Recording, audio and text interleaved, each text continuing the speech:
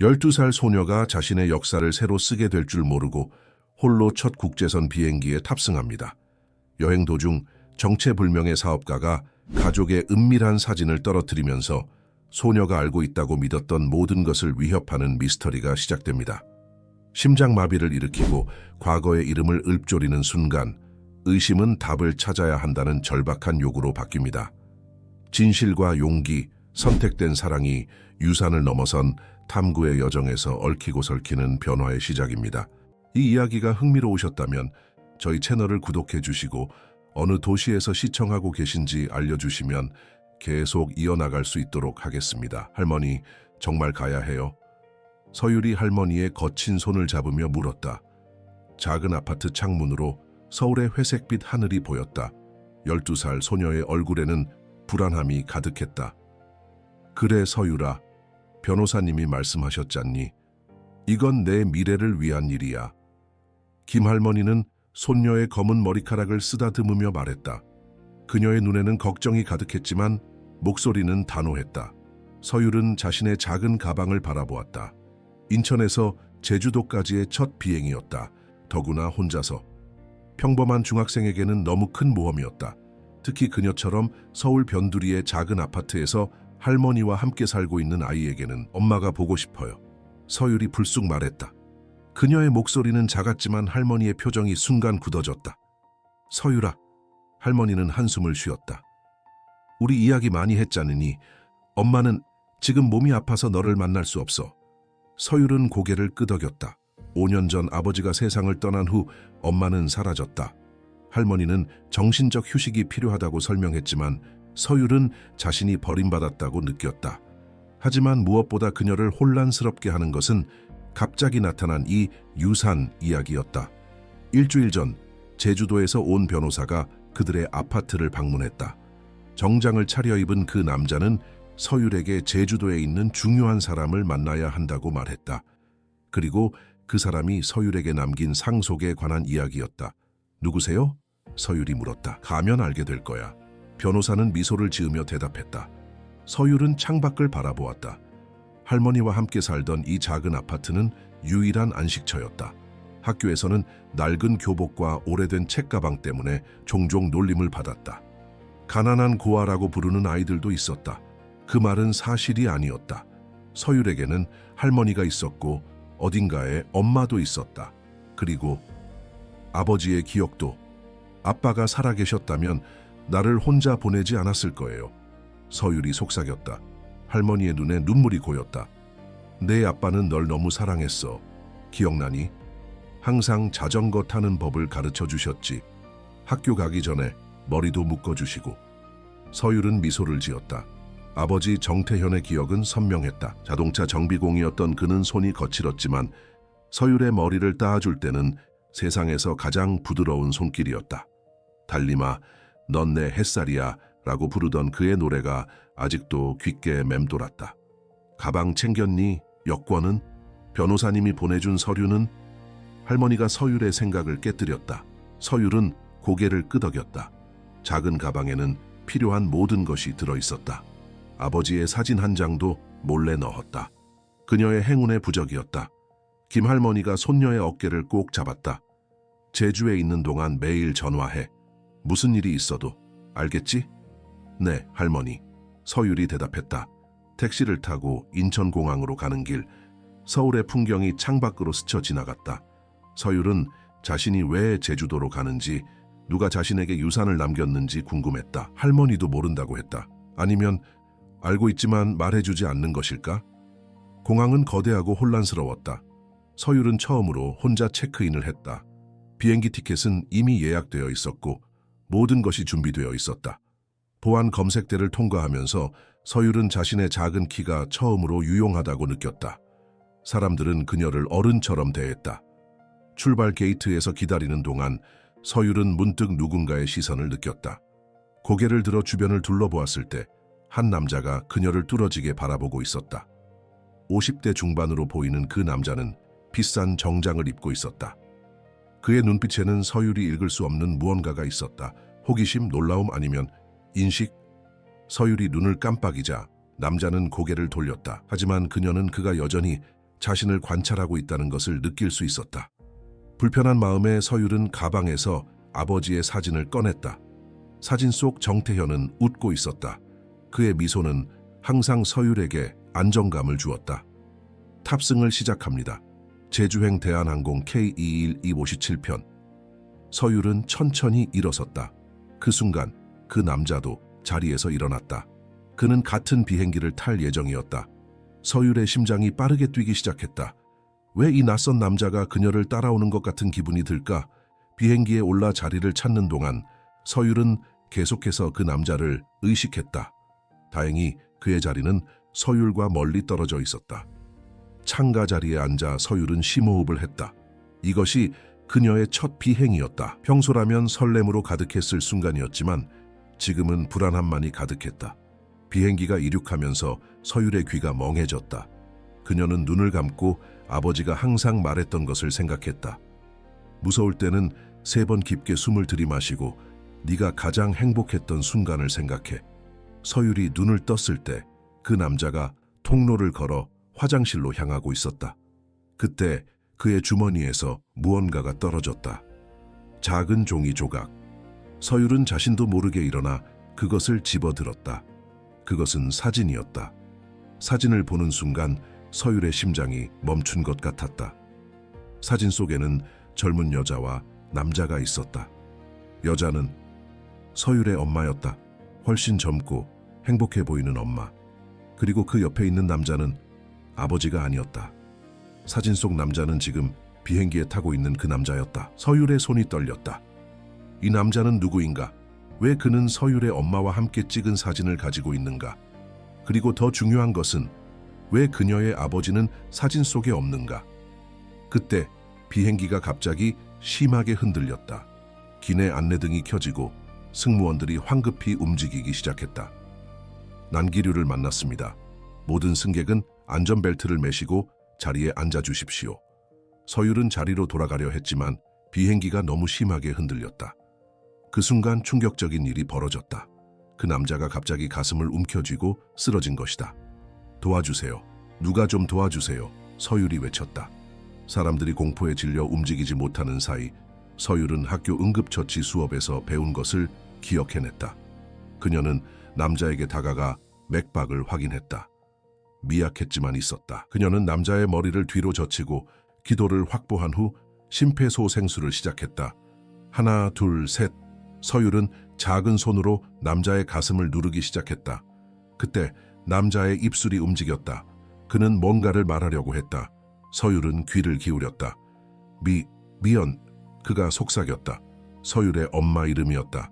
태현. 미안해. 서율의 눈이 커졌다. 이 남자는 그녀의 아버지 이름도 알고 있었다. 당신은 누구세요?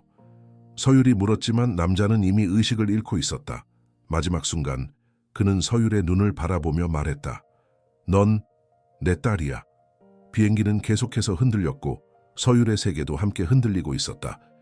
비상 착륙을 준비하겠습니다. 모든 승객은 안전 자세를 취해 주십시오. 기장의 목소리가 비행기 내부에 울려 퍼졌다. 승무원들이 허둥지둥 움직이는 가운데 서율은 여전히 쓰러진 남자 옆에 무릎을 꿇고 있었다. 의료진이 도착하여 서율을 밀어내고 남자를 돌보기 시작했다. 괜찮니? 한 승무원이 서율에게 물었다. 서율은 멍하니 고개를 끄덕였다. 손에는 여전히 그 사진이 들려 있었다. 그녀는 조용히 자리로 돌아가 안전벨트를 메었다. 머릿속은 혼란스러웠다. 넌 내 딸이야. 이 말이 무슨 뜻일까? 이 남자는 누구지? 왜 엄마와 아빠의 이름을 알고 있을까? 비행기가 제주국제공항에 비상 착륙했을 때 서율의 심장은 여전히 빠르게 뛰고 있었다.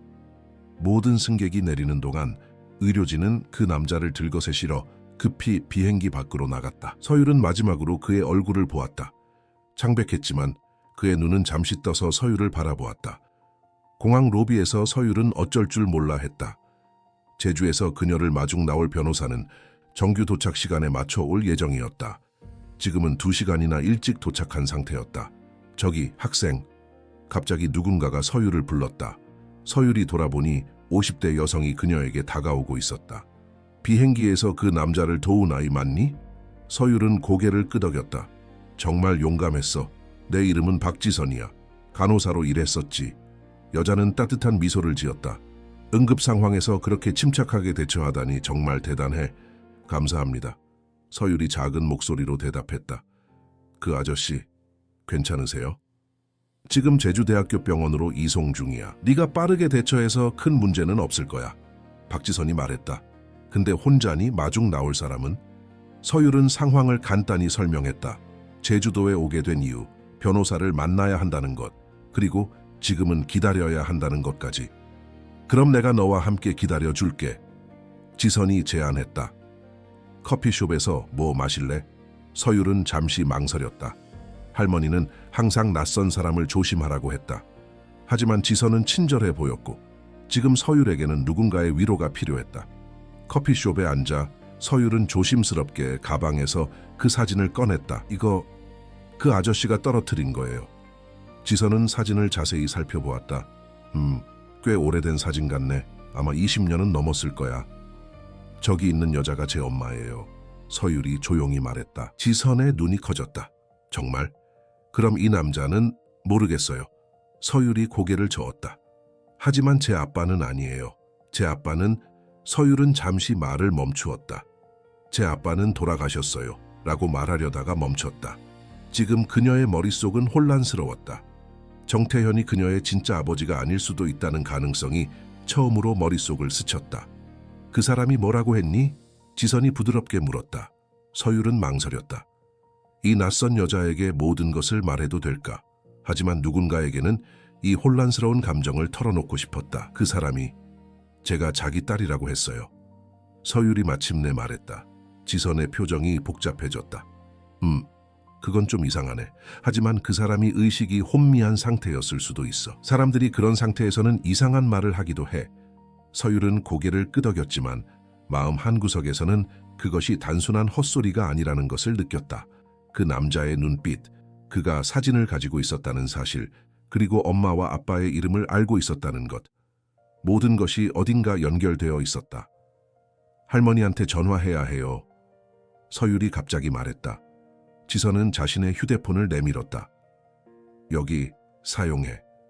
서율은 할머니 번호를 눌렀다. 몇 번의 신호음 후 할머니의 목소리가 들렸다. 여보세요? 할머니 저예요. 서율이에요.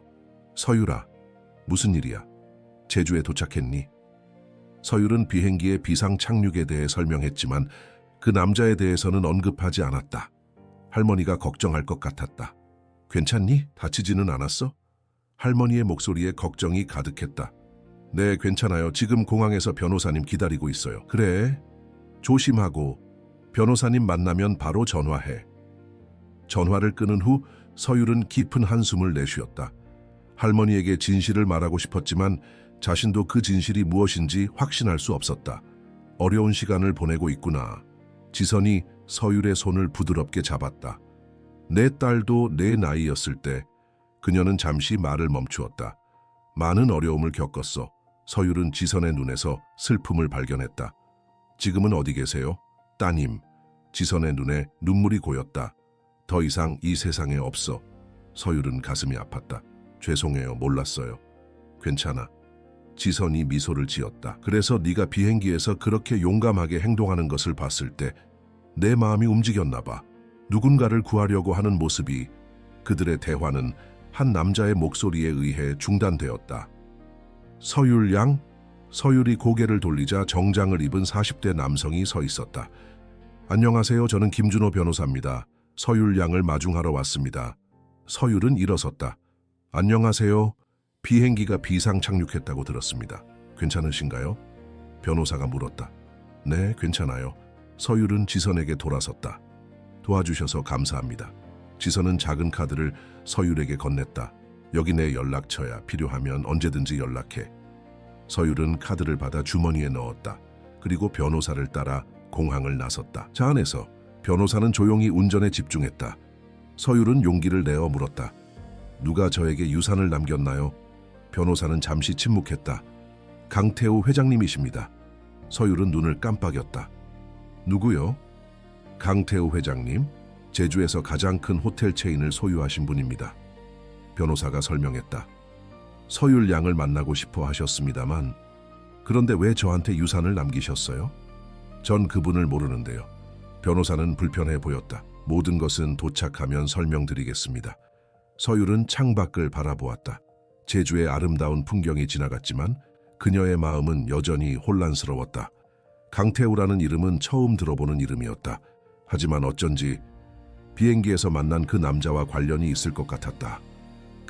혹시 제주대학교 병원에 오늘 비행기에서 실려온 환자가 있나요? 서율이 물었다. 변호사의 손이 핸들을 꽉 쥐었다. 네? 왜 그런 질문을? 비행기에서 한 남자분이 쓰러지셨어요. 제가 응급처치를 했어요. 서율이 말했다. 아, 변호사의 표정이 복잡해졌다. 혹시 그분이 50대 키가 크고 정장을 입으신 분인가요? 서율은 고개를 끄덕였다. 네, 누구세요? 변호사는 깊은 한숨을 내쉬었다. 그분이 강태우 회장님이십니다. 서율의 심장이 빠르게 뛰기 시작했다. 그럼 그 남자가 그녀에게 유산을 남긴 사람이었다. 그리고 그는 자신이 서율의 아버지라고 말했다.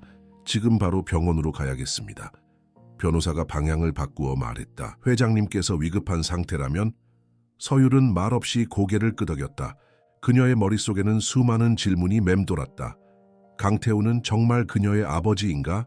그렇다면 정태현은 누구였는가? 그리고 엄마는? 엄마는 이 모든 것을 알고 있었을까? 차가 제주대학교 병원으로 향하는 동안 서율은 주머니에 있는 그 사진을 만졌다. 그것이 모든 비밀의 열쇠였다. 그녀의 정체성, 그녀의 과거, 그리고 아마도 그녀의 미래에 대한 열쇠. 제주대학교 병원은 현대적인 건물이었다. 유리와 철골로 지어진 이 건물은 서율에게 위압감을 주었다. 변호사 김준호가 그녀를 안내하자 서율은 자신이 너무 작게 느껴졌다. 강 회장님은 중환자실에 계십니다. 준호가 설명했다. 의사 선생님들이 상태를 살펴보고 있어요. 서율은 고개를 끄덕였다. 그녀의 마음은 복잡했다. 이 낯선 남자가 정말 그녀의 아버지일까? 그렇다면 왜 지금까지 나타나지 않았을까? 그리고 정태현은? 그는 누구였을까? 회장님 가족들이 오고 있습니다. 준호가 조심스럽게 말했다. 특히 강민준 이사님이 곧 도착하실 거예요. 누구요? 서율이 물었다. 강민준 이사님, 강 회장님의 아들이십니다. 서율은 숨을 멈췄다. 아들? 그럼 그녀에게 오빠가 있다는 말인가? 그는 저에 대해 알고 있나요? 서율이 물었다. 준호는 불편한 표정을 지었다. 아니요, 아무도 모릅니다. 강 회장님은 서율 양의 존재를 비밀로 하셨습니다. 서율은 가슴이 아팠다. 그녀는 비밀이었다. 숨겨진 존재. 그녀의 존재는 부끄러운 것이었을까? 중환자실 앞 대기실에 도착했을 때 의사가 그들을 맞이했다. 김 변호사님, 회장님은 지금 안정적인 상태입니다. 의사가 말했다. 심장마비였지만 기내에서의 신속한 응급처치 덕분에 큰 손상은 없습니다. 지금은 휴식이 필요하시고 내일쯤 의식이 돌아오실 겁니다. 준호는 안도의 숨을 내쉬었다. 감사합니다, 선생님. 의사는 서율을 바라보았다. 이 학생이 기내에서 응급처치를 한 학생인가요? 준호는 고개를 끄덕였다. 네, 서율 양이 회장님을 구했습니다. 의사는 서율에게 미소를 지었다. 정말 대단해요. 어떻게 그런 응급처치를 할 수 있었죠? 학교에서 배웠어요. 서율이 작은 목소리로 대답했다. 응급처치 동아리 활동을. 그 지식이 오늘 한 생명을 구했어요. 의사가 말했다. 서율은 약하게 미소를 지었다. 그녀는 강태우를 구했다. 그리고 그가 정말 그녀의 아버지라면 그녀는 자신의 아버지를 구한 셈이었다. 그분을 볼 수 있을까요? 서율이 물었다. 의사와 준호는 서로를 바라보았다. 지금은 면회가 제한되어 있어요. 의사가 말했다. 가족만. 서율 양은 특별한 경우입니다. 준호가 끼어들었다. 회장님께서 직접 만나고 싶어 하신 분이에요. 의사는 잠시 생각하더니 고개를 끄덕였다. 5분만 허락해 드릴게요. 서율은 중환자실로 들어갔다. 강태우는 각종 의료 장비에 연결된 채 침대에 누워 있었다. 그의 얼굴은 창백했지만 평화로워 보였다. 서율은 조심스럽게 그에게 다가갔다. 그를 가까이서 보니 서율은 묘한 감정을 느꼈다. 그의 눈썹 모양, 콧대의 곡선, 어딘가 그녀 자신과 닮아 있었다. 서율은 항상 자신이 정태현을 닮지 않았다고 생각했다. 엄마를 닮았다고 생각했는데 이제 보니 이 남자를 닮은 것 같았다. 안녕하세요. 서율이 작은 목소리로 말했다. 물론 대답은 없었다. 저 서율이에요. 비행기에서 만났어요. 침묵. 당신이 정말 제 아버지인가요? 서율이 속삭였다. 그녀의 눈에 눈물이 고였다. 그렇다면 왜 지금까지? 그녀의 말은 중단되었다. 간호사가 들어와 시간이 다 되었다고 알렸다. 대기실로 돌아오자 준호가 긴장한 표정으로 그녀를 맞이했다. 서율 양, 우리 지금 가야 합니다. 강민준 이사님이 오고 계세요. 서율은 고개를 끄덕였다. 그녀는 아직 오빠를 만날 준비가 되지 않았다. 특히 그가 그녀의 존재를 모른다면. 병원을 나오는 길에 그들은 박지선과 마주쳤다. 지선은 놀란 표정으로 서율을 바라보았다. 서율아, 여기서 뭐하니? 박 선생님, 서율이 반가워했다. 그 아저씨가 제가 만나러 온 사람이었어요. 지선의 눈이 커졌다. 강태우 회장님? 정말? 준호가 경계하는 눈빛으로 지선을 바라보았다. 실례지만 누구시죠? 서율이 설명했다. 공항에서 만난 분이에요. 예전에 간호사로 일하셨대요. 절 도와주셨어요. 준호는 여전히 의심스러운 표정이었지만 예의를 갖추었다. 감사합니다. 하지만 우리는 지금 가봐야 합니다. 기다려요. 지선이 말했다. 서율아, 혹시 나중에 이야기할 수 있을까? 내가 도움이 필요할 것 같아. 서율은 준호를 바라보았다. 그는 한숨을 쉬더니 고개를 끄덕였다. 강 회장님이 깨어나시면 연락드리겠습니다. 지금은 서율 양을 안전한 곳으로 모셔야 합니다. 지선은 이해한다는 듯 고개를 끄덕였다. 서율아, 내 연락처 있지? 필요하면 언제든 전화해. 서율은 감사의 인사를 전하고 준호를 따라 병원을 나섰다. 차 안에서 서율은 용기를 내어 물었다. 김 변호사님, 강태우 회장님이 정말 제 아버지인가요? 준호는 깊은 한숨을 내쉬었다. 모든 것은 회장님이 직접 설명하시려고 했습니다. 하지만 지금 상황이 이렇게 되었으니 알고 싶어요. 서율의 목소리는 단호했다. 진실을 알 권리가 있어요. 준호는 잠시 침묵했다. 그리고 천천히 말하기 시작했다. 강 회장님은 약 13년 전 서울에서 사업을 확장하시던 중에 서율 양의 어머니를 만나셨습니다. 그때 회장님은 이미 결혼하신 상태였고 아들도 있었죠. 서율은 숨을 깊게 들이마셨다. 그녀는 불륜의 결과였다. 두 분의 관계는 비밀리에 이어졌고 그 결과로 서율 양이 태어났습니다. 준호가 계속했다. 하지만 회장님은 가족과 사업을 지키기 위해 그 관계를 끊으셨고 그래서 엄마를 버렸어요. 서율의 목소리가 떨렸다. 그렇게 표현하긴 어렵습니다. 준호가 조심스럽게 말했다. 회장님은 경제적 지원을 하셨습니다. 하지만 직접적인 관계는 그리고 정태현 아저씨는요? 그분은 누구였어요? 준호의 표정이 부드러워졌다. 정태현 씨는 정말 훌륭한 분이셨습니다. 그는 서율 양의 어머니가 홀로 아이를 키우는 것을 보고 도움을 주셨어요. 나중에는 결혼까지 하셨죠. 서율의 눈에서 눈물이 흘렀다. 정태현, 그녀의 아빠. 그는 실제 아버지가 아니었지만 아버지의 역할을 해주었다. 그녀를 선택해 사랑해준 사람. 그는 저를 사랑했어요. 서율이 속삭였다. 매일 아침 머리를 묶어주고 자전거 타는 법을 가르쳐주고 무서울 때마다 노래를 불러주셨어요. 준호는 고개를 끄덕였다. 그분은 서율 양의 진정한 아버지였습니다. 혈연보다 중요한 건 사랑이니까요. 그럼 엄마는요? 엄마는 왜 사라졌어요? 서율이 물었다. 준호의 표정이 어두워졌다. 정태현 씨가 돌아가신 후 서율 양의 어머니는 정신적으로 많이 힘들어 하셨습니다. 우울증이 심해지셨고 결국 스스로 치료를 받기로 결정하셨죠. 치료요? 어디서요?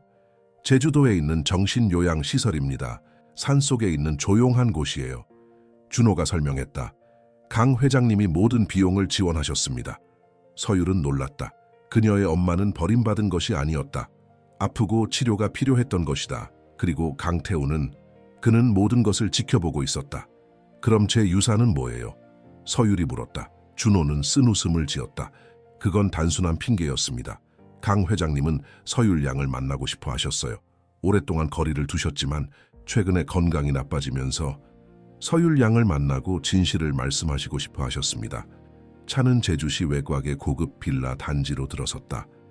여기서 머무르게 될 겁니다. 준호가 말했다. 회장님 소유의 별장이에요. 안전하고 편안할 거예요. 서율은 창밖을 바라보았다. 넓은 정원이 있는 우아한 별장이 그녀를 기다리고 있었다. 이곳은 서울의 작은 아파트와는 완전히 다른 세계였다. 할머니한테 전화해도 될까요? 서율이 물었다. 물론이죠. 준호가 고개를 끄덕였다. 하지만 모든 진실을 말씀드리기 전에 강 회장님과 상의하는 게 좋을 것 같습니다. 서율은 고개를 끄덕였다. 그녀는 할머니에게 거짓말을 하고 싶지 않았지만 자신도 아직 모든 진실을 받아들일 준비가 되지 않았다. 별장 안으로 들어서자 서율은 그 웅장함에 압도되었다. 높은 천장, 대리석 바닥, 고급스러운 가구들. 이곳은 그녀가 상상했던 것보다 훨씬 화려했다. 저녁 식사가 준비되어 있습니다. 준호가 말했다. 편하게 쉬세요. 내일 병원에 다시 가보겠습니다. 서율은 갑자기 엄청난 피로를 느꼈다.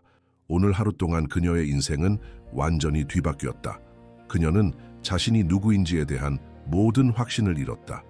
침실로 안내받은 서율은 침대에 앉아 가방에서 아버지 정태현의 사진을 꺼냈다. 그의 따뜻한 미소가 그녀를 바라보고 있었다. 아빠, 서율이 속삭였다. 어떻게 해야 할지 모르겠어요. 창밖으로 제주의 밤하늘이 보였다. 별들이 반짝이고 있었다. 서율은 정태현이 항상 말했던 것을 기억했다. 별은 우리가 사랑하는 사람들의 영혼이야. 그들은 항상 우리를 지켜보고 있어. 서율은 눈을 감았다.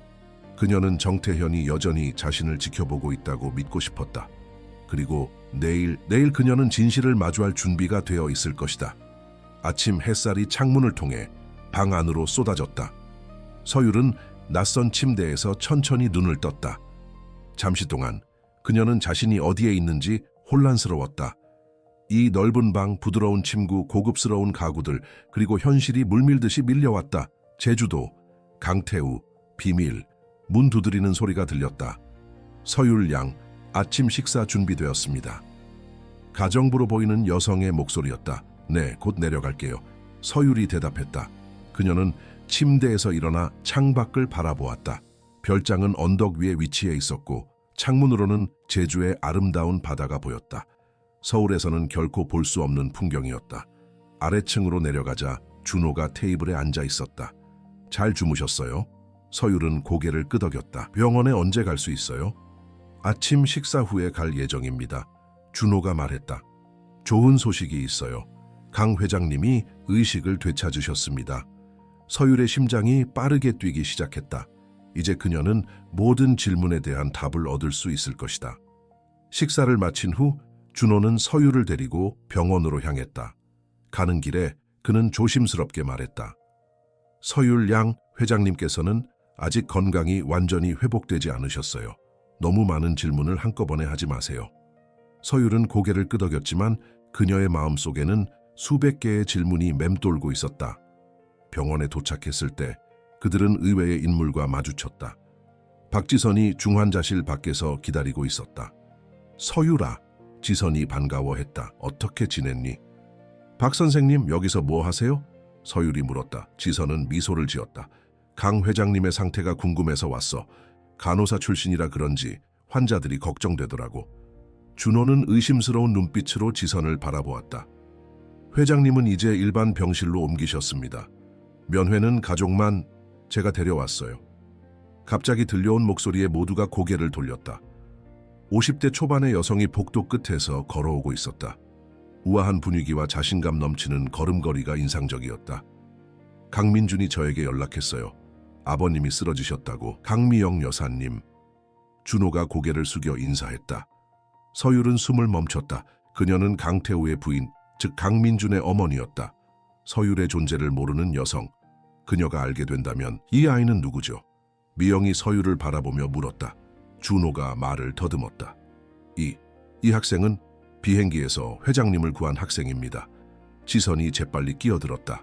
심폐소생술을 해서 목숨을 구했어요. 미영의 표정이 부드러워졌다. 정말? 어린 나이에 대단하구나. 고마워. 정말 고마워. 서율은 불편한 미소를 지었다. 이 여성은 자신이 남편의 사생아라는 사실을 전혀 모르고 있었다. 회장님께서 지금 면회 가능하세요? 준호가 물었다. 네, 방금 의사 선생님과 이야기했어요. 미영이 대답했다. 민준이는 회사 일 때문에 오늘 저녁에나 올 수 있대요. 저는 잠시 들렀다가 호텔로 돌아갈 예정이에요. 준호는 안도의 표정을 지었다. 그럼 서율 양이 먼저 들어가도 될까요? 회장님께서 특별히 만나고 싶어 하셨습니다. 미영은 약간 의아한 표정이었지만 고개를 끄덕였다. 물론이죠. 남편의 생명을 구한 아이니까. 서율은 천천히 병실로 향했다. 문을 열자 강태우가 창가를 바라보며 침대에 앉아 있었다. 그는 창백했지만 어제보다 훨씬 건강해 보였다. 들어와도 될까요? 서율이 조용히 물었다. 강태우가 고개를 돌렸다. 그의 눈이 서율을 보는 순간 깊은 감정으로 가득 찼다. 서율아, 서율은 천천히 병실로 들어갔다. 문이 닫히고 그들은 처음으로 단둘이 있게 되었다. 앉으렴. 강태우가 침대 옆 의자를 가리켰다. 서율은 조심스럽게 앉았다. 그녀는 이 남자를 어떻게 대해야 할지 몰랐다. 아버지라고 불러야 할까? 아니면 그냥 회장님? 고마워. 강태우가 먼저 입을 열었다. 내 목숨을 구해줘서. 응급처치였을 뿐이에요. 서율이 말했다. 강태우는 쓴웃음을 지었다. 운명이란 참 아이러니해. 내가 너의 삶에 아무것도 해준 것 없는데 네가 내 목숨을 구하다니. 침묵이 흘렀다. 서율은 용기를 내어 물었다. 정말 제 아버지인가요? 강태우의 눈에 눈물이 고였다. 그래, 생물학적으로는 내가 네 아버지야. 그런데 왜? 서율의 목소리가 떨렸다. 왜 지금까지 나타나지 않으셨어요? 강태우는 깊은 한숨을 내쉬었다. 비겁했어. 너무 비겁했어. 내 가족, 내 회사, 내 명성. 그 모든 것을 지키려고 네 엄마와 너를 외면했어. 서율의 눈에서 눈물이 흘렀다. 엄마는요? 엄마는 정말 아픈 거예요? 그래. 강태우가 고개를 끄덕였다. 정태현이 떠난 후 네 엄마는 심한 우울증에 시달렸어. 결국 스스로 치료를 받기로 했지. 내가 모든 비용을 지원했어. 그게 내가 할 수 있는 최소한의 일이었으니까. 엄마를 볼 수 있을까요? 서율이 물었다. 물론이지. 내가 약속했던 거야. 너를 여기 부른 이유가 그거야. 네가 엄마를 만나고 또 나를 알게 되길 바랐어. 서율은 주머니에서 사진을 꺼냈다. 이건 비행기에서 떨어뜨리신 거예요. 강태우는 사진을 바라보았다. 이걸 항상 가지고 다녔어. 네 엄마와 내가 행복했던 유일한 증거야. 정태현 아저씨는요? 그분은 누구였어요? 서율이 물었다. 강태우의 표정이 부드러워졌다. 정태현은 내가 평생 존경할 사람이야. 내가 버린 여자와 아이를 돌봐준 사람, 내가 하지 못한 일을 해준 사람. 그는 제 진짜 아빠였어요. 서율이 단호하게 말했다. 강태우는 고개를 끄덕였다. 맞아. 혈연보다 중요한 건 사랑이니까. 그는 너를 진심으로 사랑했어. 서율은 다시 사진을 바라보았다. 그럼 앞으로 어떻게 되는 거예요? 저는 여전히 할머니와 살 거고 그냥 가끔 만나게 되는 건가요?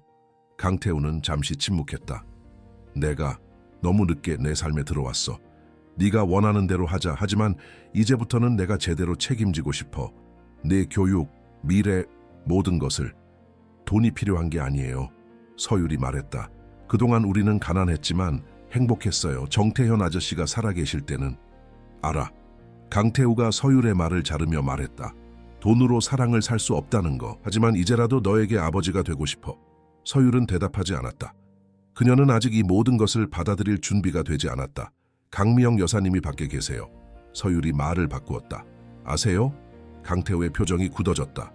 미영이 여기? 네, 아드님이 연락했대요. 강태우는 한숨을 내쉬었다. 미영이는 내 존재에 대해 모르고 있어. 민준이도. 말씀하실 거예요? 서율이 물었다. 언젠가는 해야지. 강태우가 대답했다. 하지만 지금은 아직 때가 아니야. 서율은 상처받은 표정을 감추지 못했다. 그녀는 여전히 비밀이었다. 부끄러운 존재. 서율아, 그런 뜻이 아니야. 강태우가 서율의 손을 잡으려 했지만 그녀는 물러섰다. 미영이에게는 시간이 필요해. 그리고 민준이도 이해해요. 서율이 말했다. 하지만 그녀의 눈에는 상처가 가득했다. 가봐야 할 것 같아요. 다른 분들도 면회하고 싶어 하실 테니까. 강태우는 무력한 표정을 지었다. 내일 다시 와주겠니? 더 이야기하고 싶어. 서율은 고개를 끄덕였다. 그녀는 천천히 병실을 나왔다. 복도에서 미영과 준호가 기다리고 있었다. 지선은 보이지 않았다. 어떻게 회장님 상태가 어때? 미영이 물었다. 좋아 보이세요. 서율이 대답했다. 이제 들어가셔도 될 것 같아요. 미영은 미소를 지으며 병실로 들어갔다. 서율은 그녀가 들어가는 모습을 바라보았다. 강태우의 진짜 가족, 공식적인 가족. 괜찮아요? 준호가 조심스럽게 물었다. 서율은 고개를 끄덕였다. 박지선 선생님은요? 잠시 카페에 가셨어요. 커피 한잔 하자고 하셨는데 가볼까요?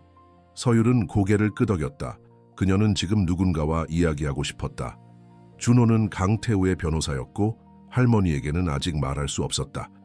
지선은 그녀는 낯선 사람이었지만 어딘가 편안함을 주는 사람이었다. 병원 카페에서 지선은 따뜻한 미소로 서율을 맞이했다. 어땠어? 많이 힘들었지? 서율은 눈물을 참으며 고개를 끄덕였다. 모든 게 너무 혼란스러워요. 그럴 수밖에 없지. 지선이 서율의 손을 잡았다. 12살 아이가 감당하기에는 너무 큰 일이야. 지선 선생님, 이 서율이 조심스럽게 물었다. 혹시 엄마가 계신 요양원에 대해 아세요? 지선과 준호가 서로를 바라보았다. 아, 한라 요양원 말이니? 지선이 말했다. 제주도 산속에 있는 곳이야. 꽤 좋은 시설이라고 들었어. 거기 가보고 싶어요. 서율이 말했다. 엄마를 만나고 싶어요. 준호는 불편한 표정을 지었다. 서율 양, 그건 강 회장님과 상의해야. 강 회장님은 허락하셨어요. 서율이 단호하게 말했다. 방금 이야기했어요. 준호는 여전히 망설이는 표정이었다. 그래도 준비가 필요하고 제가 데려다 줄 수 있어요. 지선이 갑자기 말했다. 내일 오전에 시간 있어요. 회장님께서 허락하셨다면 제가 서율이를 데려다 주겠습니다. 준호는 반대하려는 듯했지만 서율의 간절한 눈빛을 보고 한숨을 내쉬었다. 알겠습니다. 내일 오전에 지선 선생님과 함께 가도록 하겠습니다. 하지만 저도 동행하겠습니다. 서율은 작은 미소를 지었다. 드디어 그녀는 엄마를 만날 수 있게 되었다. 5년 만에. 그녀의 가슴은 기대와 두려움으로 가득 찼다. 엄마는 그녀를 알아볼까? 엄마는 어떤 모습일까? 그리고 가장 중요한 것은 엄마는 여전히 그녀를 사랑할까? 다음 날 아침, 서율은 일찍 일어났다. 거울 앞에서 그녀는 자신의 모습을 오랫동안 바라보았다. 눈 모양, 코의 곡선, 입술의 형태. 그녀는 항상 자신이 엄마를 닮았다고 생각했지만 이제 보니 강태우의 모습도 보였다. 특히 그 눈썹과 턱선. 서율 양, 준비됐나요? 준호의 목소리가 아래층에서 들렸다. 네, 내려갈게요. 서율이 대답했다. 그녀는 가방을 들고 계단을 내려갔다. 거실에는 준호와 지선이 기다리고 있었다. 잘 잤으니? 지선이 미소를 지으며 물었다. 서율은 고개를 끄덕였다. 사실 그녀는 거의 잠을 이루지 못했다. 엄마를 만난다는 생각에 너무 긴장되었다. 출발하기 전에 준호가 말했다. 이건 강 회장님께서 서율 양에게 주시라고 하셨습니다. 준호는 작은 상자를 건넸다. 서율이 열어보니 안에는 작은 금목걸이가 있었다. 하트 모양의 펜던트였다. 이건 서율이 목걸이를 들어올렸다. 강 회장님께서 서율 양의 엄마에게 선물했던 것과 똑같은 목걸이입니다. 준호가 설명했다. 회장님께서는 서율 양이 이걸 엄마에게 보여주면 좋은 대화의 시작이 될 거라고 하셨습니다. 서율은 목걸이를 목에 걸었다. 하트 모양의 펜던트가 그녀의 가슴에 닿았다. 자, 출발할까요? 지선이 말했다. 그들은 준호의 차를 타고 제주도의 산길을 향해 달렸다. 창밖으로 펼쳐지는 제주의 풍경은 아름다웠다. 푸른 바다, 한라산의 웅장한 모습, 그리고 노란 유채꽃 들판. 서울에서는 볼 수 없는 광경이었다. 한라 요양원은 어떤 곳인가요? 서율이 물었다.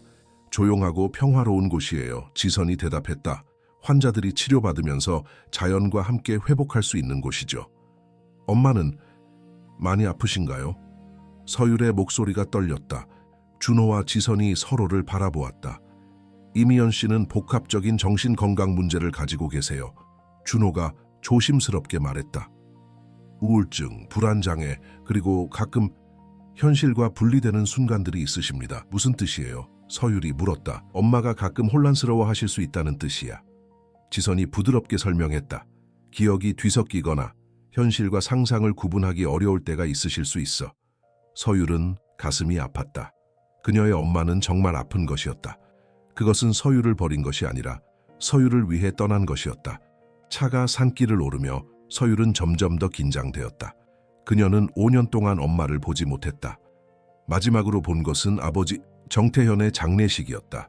그 후 엄마는 점점 더 우울해졌고 어느 날 갑자기 사라졌다. 할머니는 엄마가 아파서 치료받으러 갔다고만 말했다. 도착했습니다. 준호의 말에 서율은 생각에서 깨어났다. 한라 요양원은 소나무로 둘러싸인 아름다운 건물이었다. 현대적이면서도 자연과 조화를 이루는 디자인이었다. 입구에는 작은 연못과 정원이 있었다. 그들이 차에서 내리자 요양원 관계자가 맞이했다. 안녕하세요. 오늘 이미연 씨 면회 오셨나요? 네. 준호가 대답했다. 강 회장님의 요청으로 이미연 씨의 딸이 면회 왔습니다. 관계자는 서율을 바라보았다. 그의 눈에 놀라움이 스쳤다. 아, 그래요. 이미연 씨의 딸이군요. 들어오세요.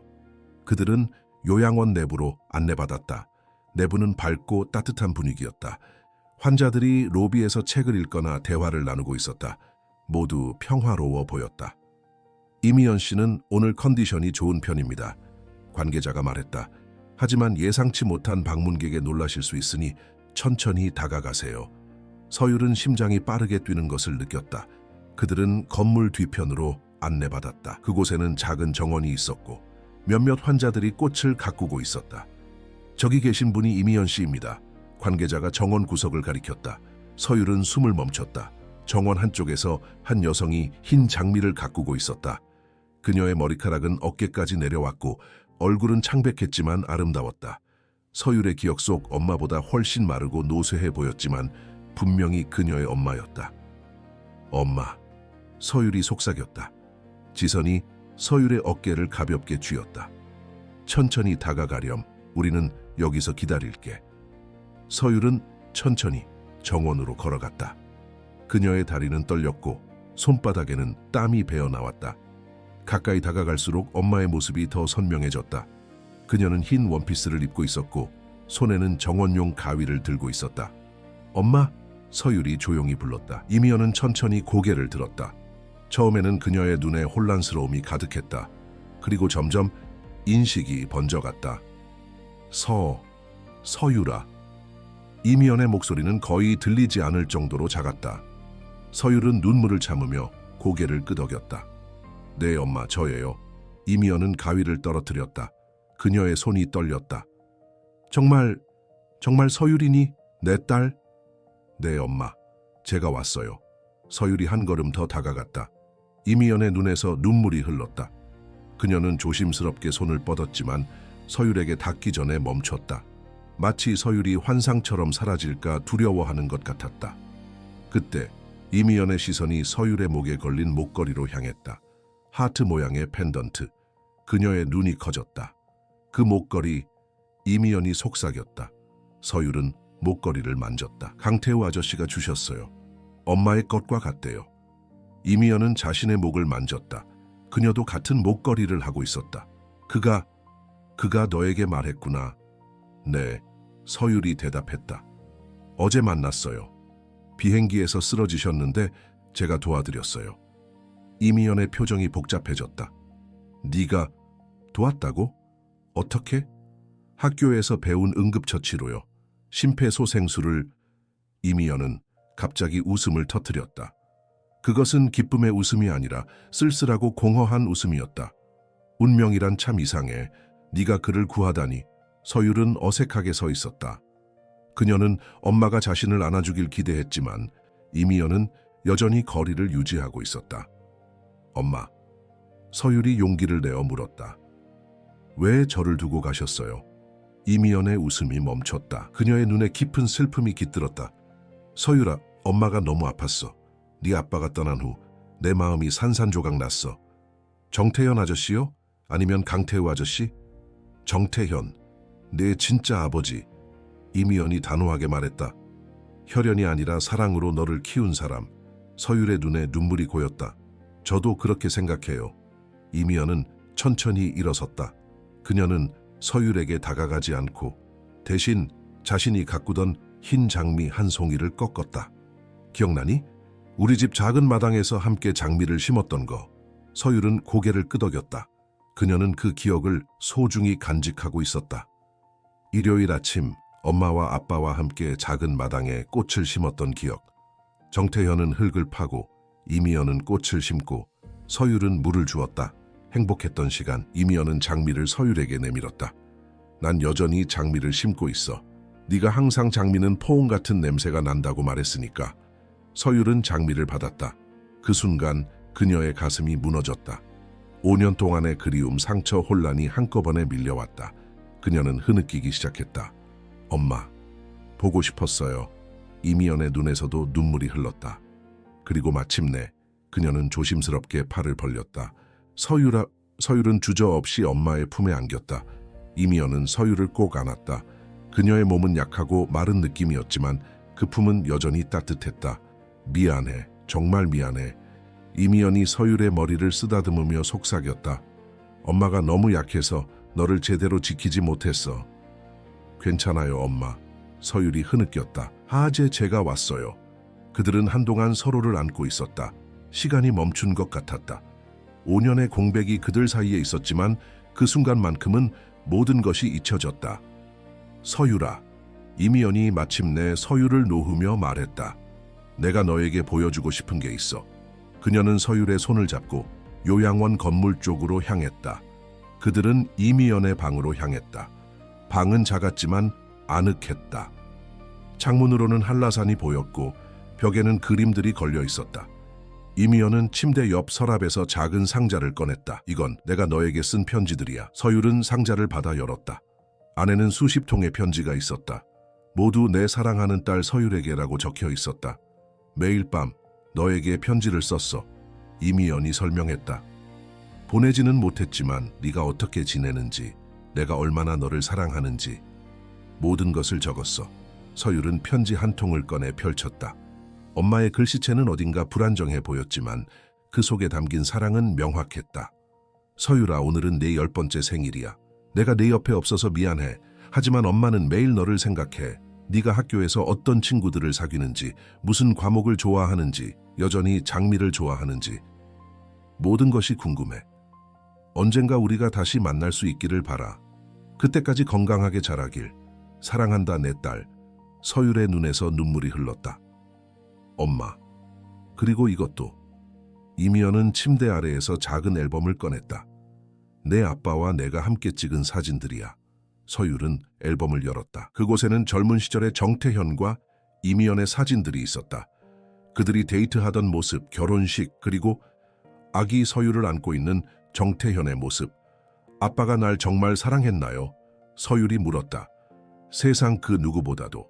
이미연이 확신에 찬 목소리로 말했다. 그는 네가 자신의 피가 아니라는 것을 알았지만 그것은 전혀 중요하지 않았어. 네가 태어난 순간부터 너는 그의 전부였어.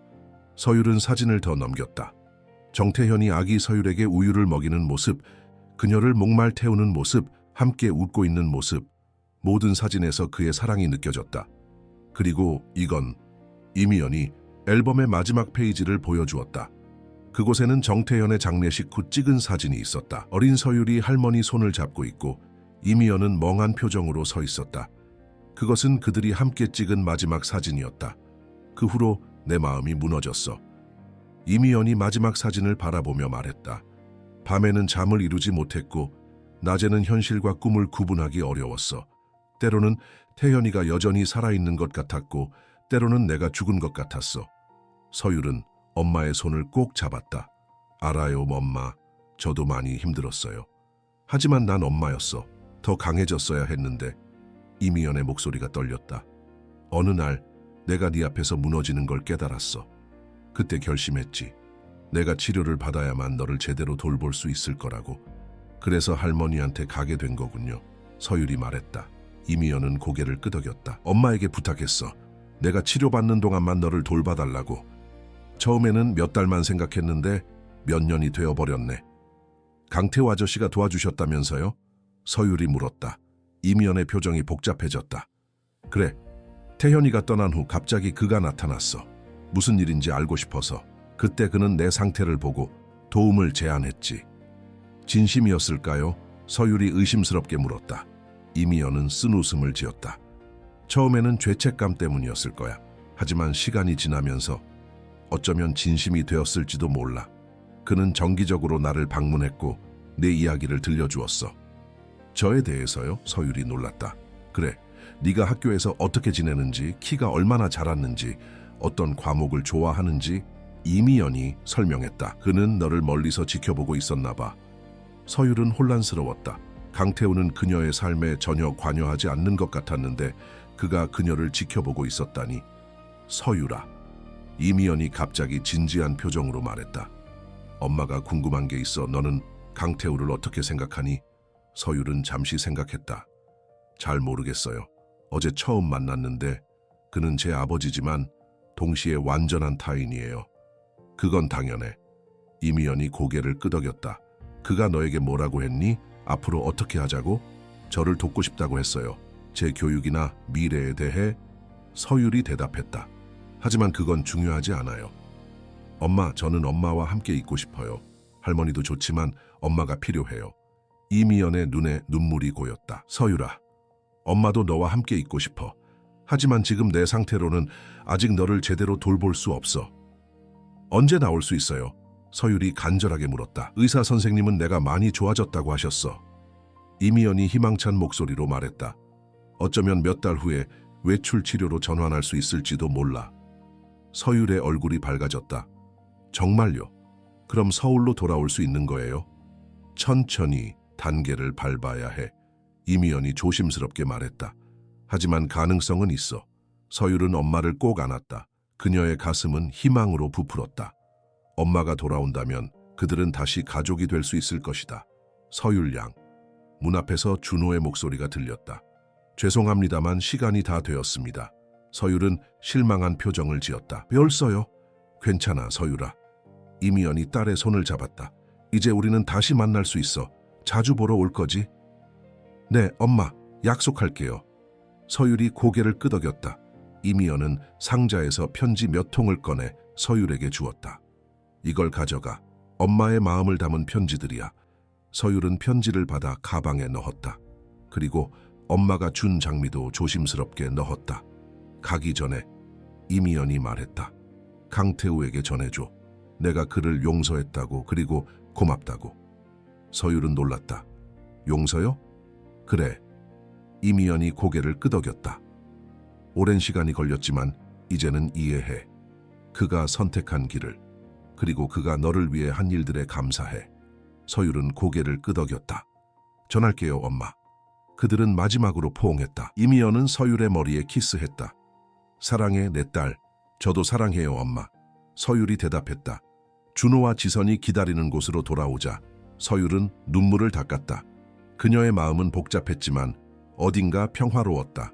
마침내 그녀는 진실을 알게 되었고 엄마를 다시 만났다. 괜찮니? 지선이 부드럽게 물었다. 서율은 고개를 끄덕였다. 네, 생각보다 좋았어요. 차로 돌아가는 길에 서율은 갑자기 중요한 결정을 내렸다. 김 변호사님, 저 병원에 가고 싶어요. 강태우 아저씨를 만나러요. 준호는 놀란 표정을 지었다. 지금요? 네, 엄마가 전해달라는 말이 있어요. 서율이 단호하게 말했다. 준호는 고개를 끄덕였다. 알겠습니다. 병원으로 가죠. 병원으로 가는 길에 서율은 창밖을 바라보며 생각에 잠겼다. 그녀의 인생은 며칠 사이에 완전히 바뀌었다. 정체성, 가족, 과거, 모든 것이 새롭게 정의되었다. 하지만 이상하게도 그녀는 혼란스럽지 않았다. 오히려 모든 것이 제자리를 찾아가는 느낌이었다. 병원에 도착했을 때 로비에서 예상치 못한 인물과 마주쳤다. 젊은 남성이 간호사와 이야기하고 있었다. 그는 세련된 정장을 입고 있었고 강태우와 닮은 모습이었다. 강민준 이사님, 준호가 놀란 목소리로 말했다. 남자가 고개를 돌렸다. 아, 김 변호사님. 서율은 숨을 멈췄다. 그는 강태우의 아들이었다. 그녀의 이복 오빠. 이 학생은? 민준이 서율을 바라보며 물었다. 준호는 불편한 표정을 지었다. 아버님을 비행기에서 구한 학생입니다. 인사드리러 왔습니다. 민준은 미소를 지었다. 아, 그런 용감한 일을 한 학생이구나. 고마워, 정말 고마워. 서율은 어색하게 고개를 숙였다. 별 말씀을요. 아버지께서 많이 좋아지셨어. 민준이 말했다. 오늘 오후에 퇴원하실 예정이야. 그래요? 서율이 놀랐다. 그럼 이제 괜찮으신 건가요? 응, 의사 선생님이 충분히 회복되셨다고 하셨어. 민준이 대답했다. 앞으로 무리하지 않으시면 괜찮을 거래. 서율은 안도의 숨을 내쉬었다. 그녀는 강태우에게 할 말이 있었다. 아버님 병실에 들어가 봐도 될까요? 서율이 물었다. 민준은 고개를 끄덕였다. 물론이지. 내가 데려다 줄게. 서율은 준호와 지선을 바라보았다. 저 혼자 가볼게요. 그들은 이해한다는 듯 고개를 끄덕였다. 민준을 따라 강태우의 병실로 향하는 동안 서율은 긴장했다. 민준은 그녀가 누구인지 모른다. 그는 그저 자신의 아버지를 구한 소녀라고 생각할 뿐이다. 여기야. 민준이 병실 앞에서 멈추며 말했다. 들어가봐. 고맙습니다. 서율이 감사 인사를 전했다. 민준은 미소를 지었다. 나는 잠시 카페에 다녀올게. 편하게 이야기해. 서율은 천천히 병실 문을 열었다. 강태우는 창가에 서서 밖을 바라보고 있었다. 그는 이제 환자복이 아닌 평상복을 입고 있었다. 문소리에 그가 고개를 돌렸다. 서율아, 그의 얼굴이 밝아졌다. 안녕하세요. 서율이 인사했다. 오늘 퇴원하신다고 들었어요. 강태우는 고개를 끄덕였다. 그래, 내 덕분에 목숨을 건졌으니 이제 새로운 시작을 해야지. 서율은 조심스럽게 병실로 들어갔다. 방금 엄마를 만나고 왔어요. 강태우의 표정이 진지해졌다. 미연이 어땠니? 생각보다 괜찮았어요. 서율이 말했다. 많이 아프지만 그래도 저를 기억하고 있었어요. 그리고 저에게 편지를 보여주셨어요. 강태우는 침대 가장자리에 앉았다. 그래, 미연이는 매일 너에게 편지를 썼어. 보내지는 못했지만 엄마가 말씀하시길 아저씨가 자주 방문하셨다고 해요. 제 이야기도 들려주셨다고요. 강태우는 쓴웃음을 지었다. 그래, 그게 내가 할 수 있는 최소한의 일이었으니까. 왜요? 서율이 물었다. 왜 그렇게까지 하셨어요? 처음부터 저희를 버리셨는데. 강태우의 눈에 슬픔이 깃들었다. 처음에는 단순한 죄책감이었어. 하지만 시간이 지나면서 너와 미연이가 내 인생의 중요한 부분이 되었어. 비록 멀리서였지만. 그런데 왜 지금 나타나셨어요? 왜 이제야? 서율이 물었다. 두 가지 이유가 있어. 강태우가 말했다. 첫째, 내 건강이 좋지 않아. 심장에 문제가 있어서 시간이 많이 남지 않았다고 생각했어. 서율은 놀랐다. 그가 심각한 건강 문제가 있다는 것은 몰랐다. 둘째, 미연이가 많이 좋아졌어. 의사 선생님이 외출 치료로 전환할 수 있을 거라고 했어. 그렇게 되면 너희 둘이 다시 함께 할 수 있을 거야. 서율의 눈이 커졌다. 정말요? 엄마도 그렇게 말씀하셨어요. 그래. 강태우가 고개를 끄덕였다. 그래서 이제 네가 알아야 할 시간이라고 생각했어. 네가 누구인지, 네 부모가 누구인지. 서율은 주머니에서 장미를 꺼냈다. 이미연이 준 하얀 장미였다. 이건 엄마가 주신 거예요. 우리가 예전에 함께 심었던 것과 같은 장미래요. 강태우는 장미를 바라보았다. 그의 눈에 감동의 기색이 스쳤다. 아름답구나. 엄마가 전해달라는 말이 있어요. 서율이 말했다. 엄마가 아저씨를 용서했대요. 그리고 고맙다고요. 강태우의 눈에 눈물이 고였다. 정말 그렇게 말했니? 네. 서율이 고개를 끄덕였다. 그리고 저도 아저씨를 이해하려고 노력할게요.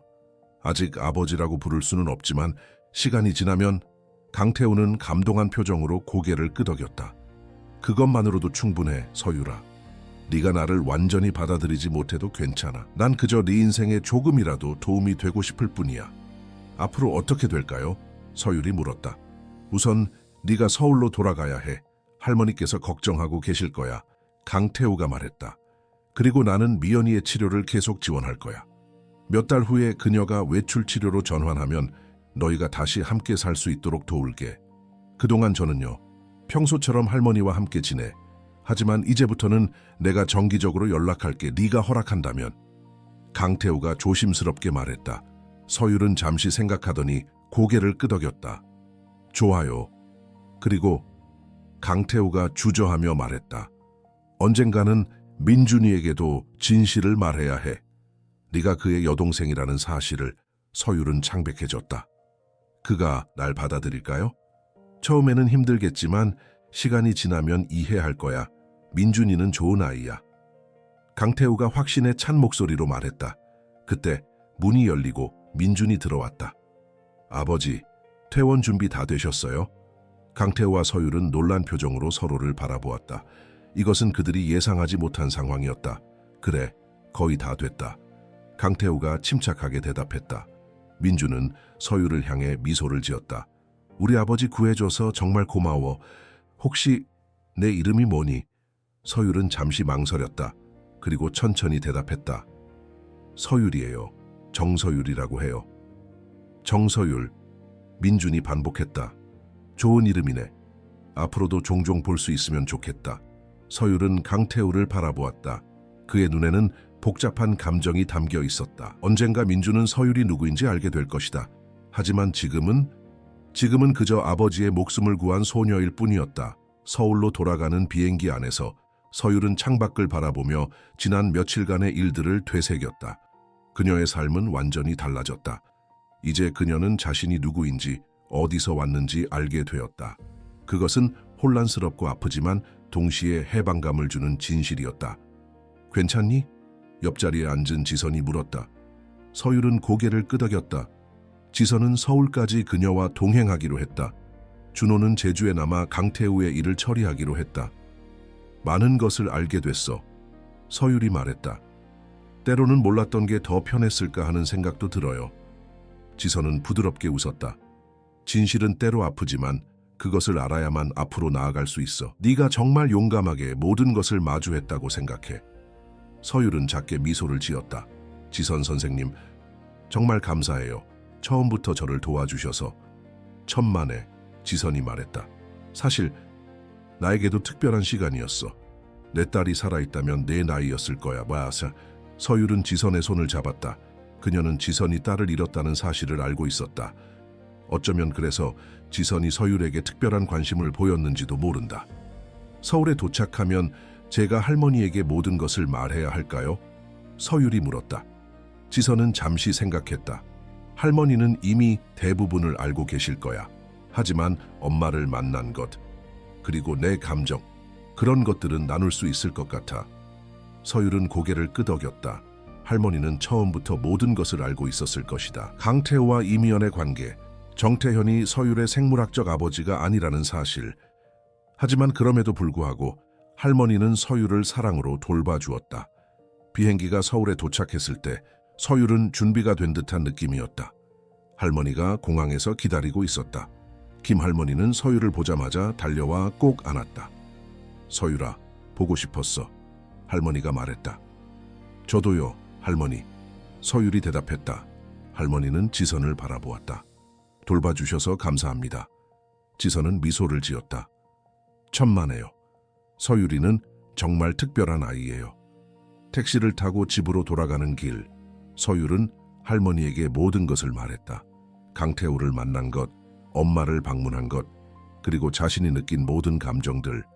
할머니는 조용히 듣기만 했다. 화나셨어요? 서율이 마침내 물었다. 할머니는 고개를 저었다. 아니, 서율아. 언젠가는 네가 알게 될 거라고 생각했어. 그리고 네가 엄마를 만나서 기뻐. 엄마가 곧 요양원에서 나올 수 있대요. 그럼 우리 다시 함께 살 수 있을까요? 할머니의 눈에 눈물이 고였다. 물론이지. 그날을 기다리고 있었어. 서율은 할머니를 안았다. 그녀는 정말 운이 좋았다. 많은 사람들의 사랑을 받고 있었다. 정태현, 이미연, 할머니, 그리고 이제는 강태우까지.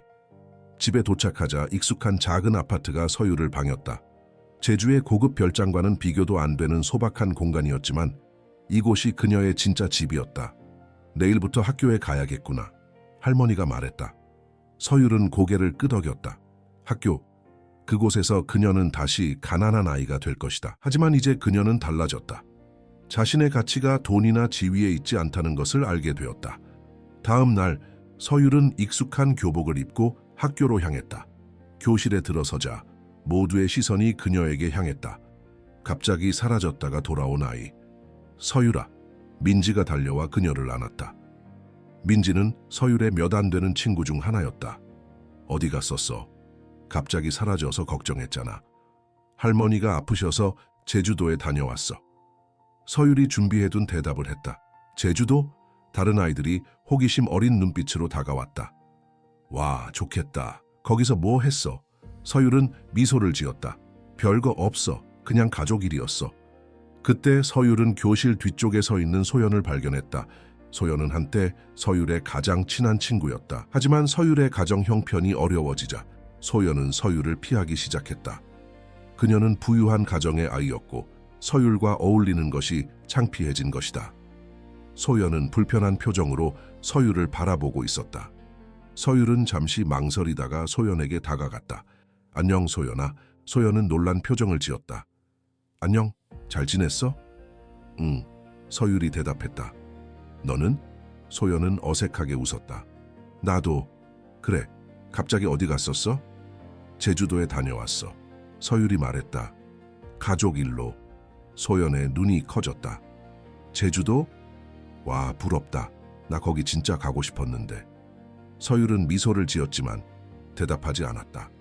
한때 소연은 서율의 모든 것을 알고 있었다. 그녀의 꿈, 두려움, 비밀. 하지만 이제 서율은 소연에게 더 이상 자신의 내면을 보여주고 싶지 않았다. 수업이 시작되고 서율은 평소처럼 집중하려고 노력했다. 하지만 그녀의 마음은 여전히 제주도에 있었다. 엄마, 강태우, 그리고 그녀가 알게 된 모든 진실. 점심시간 서율은 혼자 식당 구석에 앉았다. 민지가 곧 그녀에게 합류했다. 진짜로 무슨 일 있었던 거지? 민지가 물었다. 너 뭔가 달라 보여. 서율은 민지를 바라보았다. 민지는 항상 서율의 진짜 친구였다.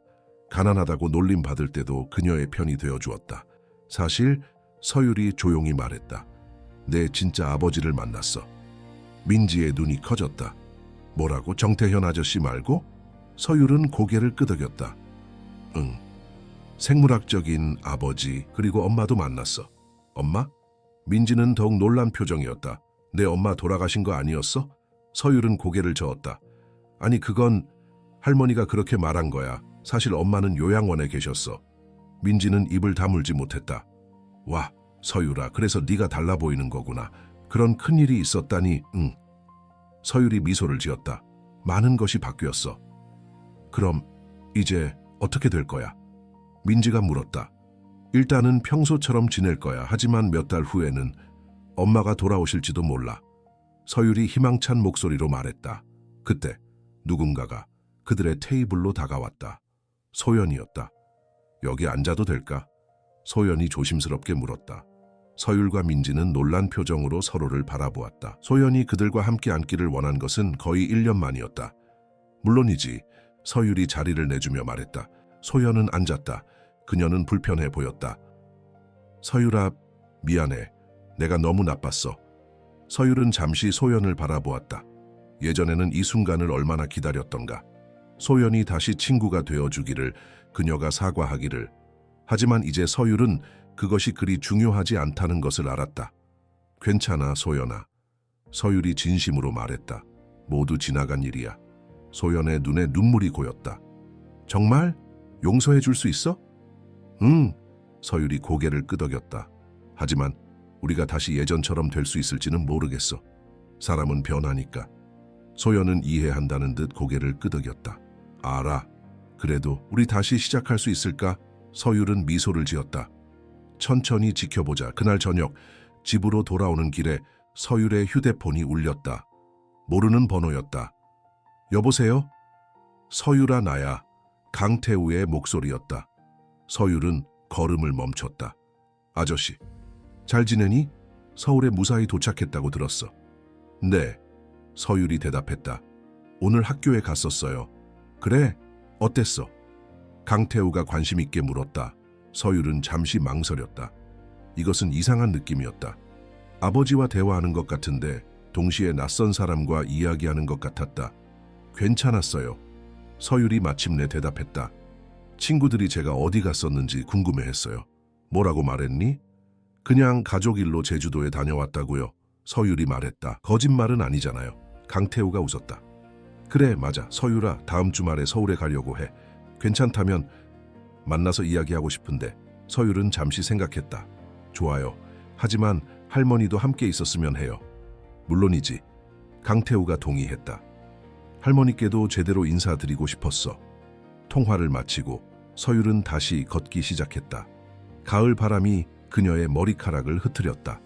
그녀는 주머니에서 엄마가 준 편지 한 통을 꺼냈다. 그것은 정태현이 세상을 떠난 날 쓴 편지였다. 서유라, 오늘 네 아빠가 우리를 떠났어. 하늘나라로. 내 마음이 너무 아파. 네 아빠는 정말 좋은 사람이었어. 그는 너를 친딸처럼 사랑했어. 아니, 그보다 더 사랑했을지도 몰라. 피보다 진한 것은 선택한 사랑이라고 했잖니. 네 아빠는 너를 선택했고 끝까지 사랑했어. 그가 없는 세상이 두렵지만 우리는 함께 이겨낼 거야. 사랑한다, 내 딸. 서율의 눈에 눈물이 고였다. 그녀는 정태현을 잊지 않을 것이다. 그는 항상 그녀의 아버지일 것이다. 그리고 이제 그녀는 강태우라는 또 다른 아버지를 알게 되었다. 두 사람은 완전히 다르지만 그들은 모두 그녀의 삶의 일부였다. 아파트에 도착하자 서율은 할머니가 저녁을 준비하고 있는 것을 발견했다. 익숙한 광경이었다. 작은 부엌, 오래된 식탁, 할머니의 분주한 모습. 다녀왔습니다. 서율이 인사했다. 어서 와. 할머니가 미소를 지었다. 학교는 어땠니? 괜찮았어요. 서율이 가방을 내려놓으며 말했다. 할머니, 강태우 아저씨한테서 전화 왔어요. 할머니의 손이 잠시 멈췄다. 그래? 뭐라고 하시던? 다음 주말에 서울에 오신대요. 저랑 할머니 만나고 싶다고. 서율이 조심스럽게 말했다. 할머니는 천천히 고개를 끄덕였다. 그래, 언젠가는 만나야 할 사람이지. 할머니는 어떻게 생각하세요? 서율이 물었다. 강태우 아저씨에 대해서 할머니는 잠시 생각했다. 그 사람이 처음에 너희 가족을 버렸을 때 난 정말 화가 났었어. 하지만 시간이 지나면서 그도 나름의 상황이 있었다는 걸 이해하게 됐어. 그리고 그가 미연이의 치료비를 지원해 준 것도 고마웠고. 그럼 할머니도 만나실 거예요? 그래. 할머니가 고개를 끄덕였다. 네가 원한다면 우리 함께 만나자. 서율은 미소를 지었다. 그녀의 가족은 이상하고 복잡했지만 그것은 그녀의 가족이었다. 그리고 그녀는 그들을 사랑했다. 저녁을 먹은 후 서율은 침대에 누워 천장을 바라보았다. 그녀는 주머니에서 엄마가 준 장미 한 송이를 꺼냈다. 이제 꽃잎은 시들었지만 여전히 아름다웠다. 아빠, 서율이 속삭였다. 오늘 학교에 갔어요. 소연이 다시 친구가 되고 싶대요. 어떻게 해야 할까요? 물론 대답은 없었다. 하지만 서율은 정태현이 여전히 그녀를 지켜보고 있다고 믿고 싶었다. 그녀가 매일 밤 이렇게 그에게 이야기하는 이유였다. 그리고 강태우 아저씨가 다음 주에 온대요. 할머니랑 같이 만나기로 했어요. 아빠, 괜찮을까요? 바람이 창문을 통해 들어와 커튼을 흔들었다. 서율은 그것이 정태현의 대답이라고 생각하고 싶었다. 괜찮아, 달림아. 넌 내 햇살이야. 서율은 눈을 감았다. 그녀의 세계는 여전히 혼란스러웠지만 이제 그녀는 혼자가 아니었다. 그녀에겐 할머니가 있고 곧 돌아올 엄마가 있고 새로 만난 아버지가 있고 하늘에서 지켜보는 정태현이 있었다. 그리고 그것이 가족이었다. 완벽하지 않지만 사랑으로 연결된 가족.